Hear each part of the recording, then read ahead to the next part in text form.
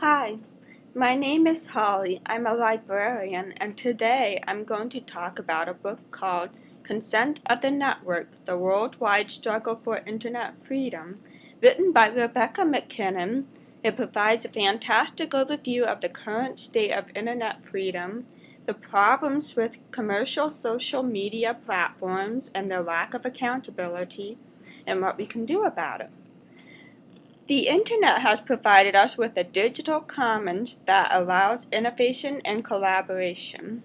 It also allows people to take part in digital activism that can be disruptive.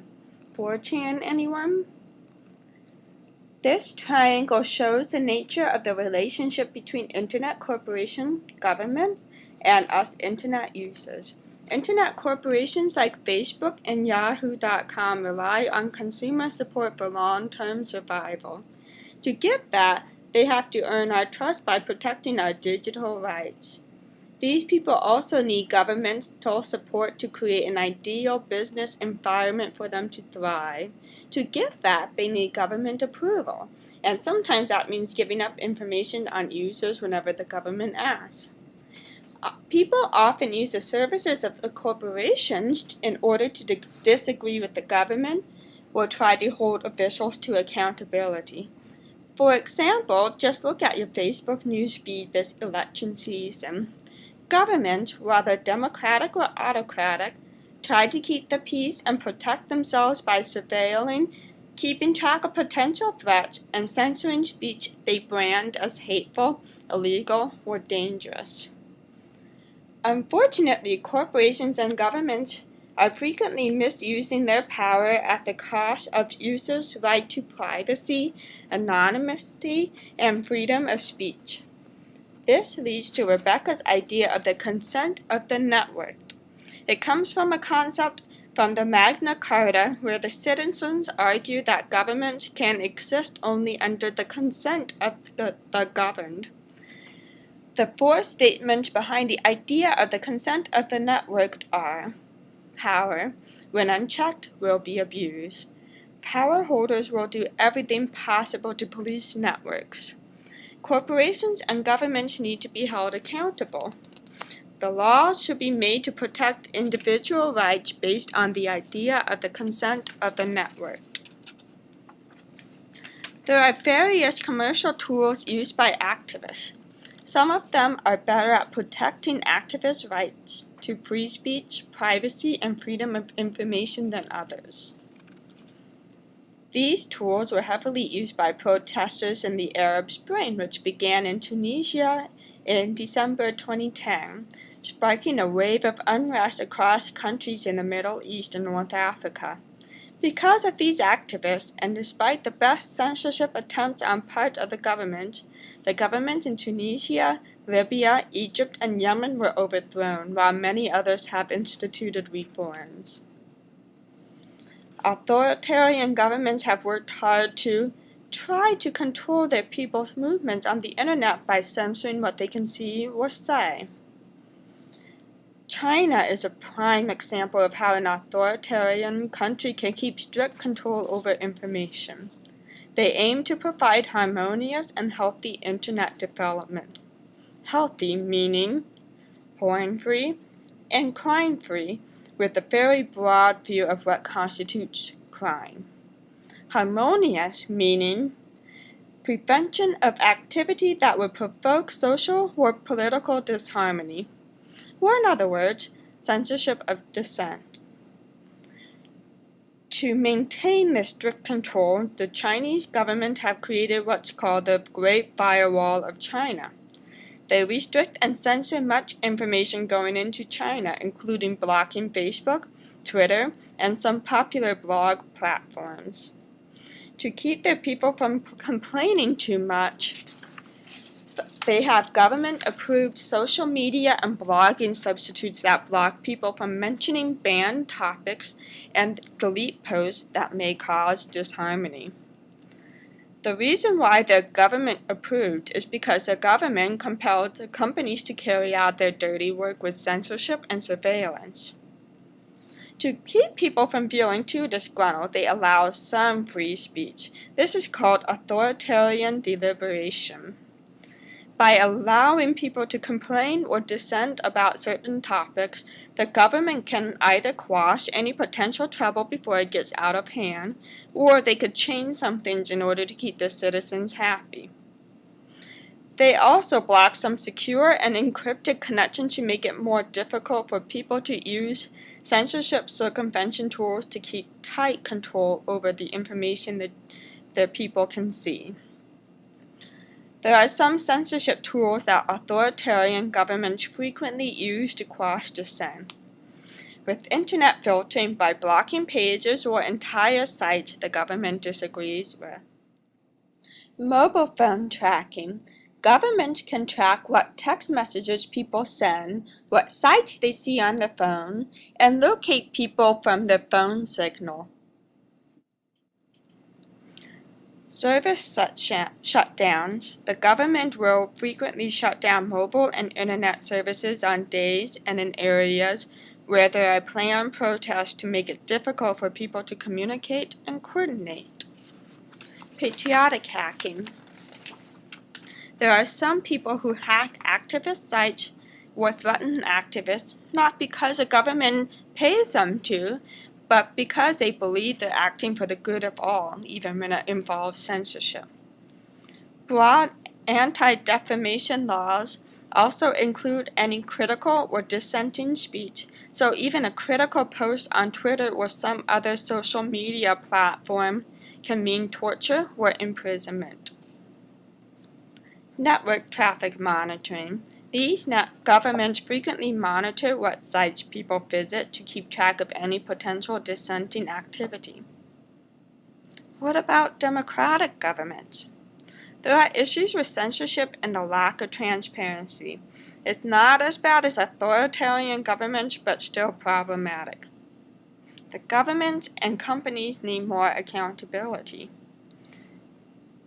Even democratic governments conduct digital surveillance.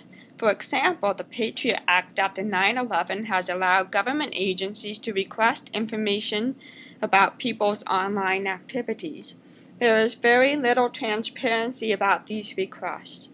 Often, people are unaware that their private information has been handed over by the companies. Even part-time surveillance has a subtle effect on citizens' actions. It's called the panopticon effect. Without any public oversight or transparency about government surveillance, people begin to assume they're being surveilled at any time and reduce their dissident activities accordingly. Corporations are affected by democratic government activities. Much of our political discourse takes place on privately owned communication platforms. These platforms can delete controversial and contested speech without public accountability. Corporations can also delete and ban users if they fear repercussions from the government. An example of this is WikiLeaks and Bradley Manning. Even as the investigation about WikiLeaks' role in the leaks was underway, statements by senators influenced many online corporations to sever their ties with WikiLeaks. Democratic governments take part in moderate censorship as a self-preservation method. As Lee Bollinger said, intolerance is natural, especially in times of stress. Given the opportunities to censor, people will censor, particularly when they feel anxious or threatened. Take anonymity, for example. Anonymity can enable personal threats, so think about 4chan, but it also enables the freedom of speech because then people can dissent without fear of repercussions. Identification laws that counter threatening speech also squashes dissenting speech. Another problem is intermediary liability. By holding communication companies liable for their users' behaviors, these companies are more likely to surveil and censor their users' actions. Too much intermediary liability leads to censorship without accountability or public oversight. Companies that want better copyright enforcement want to shut down infringing sites or take down infringing posts or pages.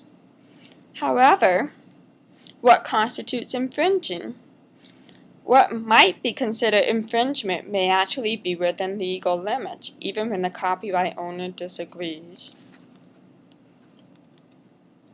There should be transparency as to what constitutes infringement. Dissenting or critical speech should not count as infringement, unlike authoritarian governments. Copyright owners often want prompt takedowns of infringing content. However, it should be balanced with due process. People should have the opportunity to appeal or fight takedown notices before their site is actually shut down. For copyright enforcement, companies often disclose names, IP addresses, and anything else requested, even when the requesting agency doesn't have a warrant. However, people have the right to privacy, confidentiality, and due process. All information requests should be accompanied by a warrant to keep everyone accountable. Agencies and laws often have a gag rule to keep consumers from knowing that information was requested about them. However, consumers have the right to know what information was requested about them. As discussed, there are issues with corporate censorship. While many people assume the internet is neutral, companies have private agendas, profits to consider, and pressure from authorities that can cause them to discriminate or censor. Google once censored search results in China because that was required of them by the Chinese government. They pulled out a couple of years ago. Flickr once deleted pictures of security agents from the Egyptian Revolution in order to enforce a policy that all pictures must be the uploader's own. However, even though they deleted those pictures, they left many others that were tagged as "not mine" on the site. Facebook often shut down pages and groups without warning and no clear oversight. This infringes on people's right to freedom of speech and assembly. We know what the problems are now. What can we do about it? First off, we can learn from other industries. Clothing and footwear companies have agreed to encourage improved working conditions in overseas factories where they have been problems with human rights violations. They also agreed to report any inevitable violations. Mineral extractors such as diamond or gas companies have also agreed to balance security with human rights in conflict zones. The Internet equivalent of this is the Global Network Initiative. Companies who join a pledge to protect the freedom of expression of users, especially when confronted with government demands to censor speech and information. They also pledge to protect the privacy rights of users. Again, when confronted with government demands that go counter to internationally recognized standards. Back to the concept of the consent of the network. The question isn't whether the internet should be governed, but how. The internet should be governed in publicly accountable ways that reflect the role and respect the rights of the governed. Netizens should actively create their own solutions for governing the internet to encourage the good users and discourage the bad. They should create local organizations that call attention to violations of digital rights to help hold governments and corporations accountable. People who know how to program were engineers to create programs that will help netizens in authoritarian countries, or help people whenever governments violate digital rights and privacy, even the democratic governments. In the political world, there are already people running for office on a platform that focuses on internet rights. This should continue and hopefully expand. Non-governmental organizations can advocate for better Internet policies that protect user rights. Many NGOs have already been formed. An example of this is the Electronic Frontier Foundation. Educational research centers act as think tanks and work to educate people about threats to Internet freedoms. Internet users should work together to form a sort of collective bargaining unit to boost corporate transparency. By working together, they can help build a more citizen-driven and citizen-centric information environment. Corporations need to engage more with their users when developing or changing products. It won't be easy to change government or corporation behaviors and attitudes toward Internet rights. But by taking an active role in promoting Internet freedom, we can better protect everyone's right to civil liberties on the Internet. Thank you for watching.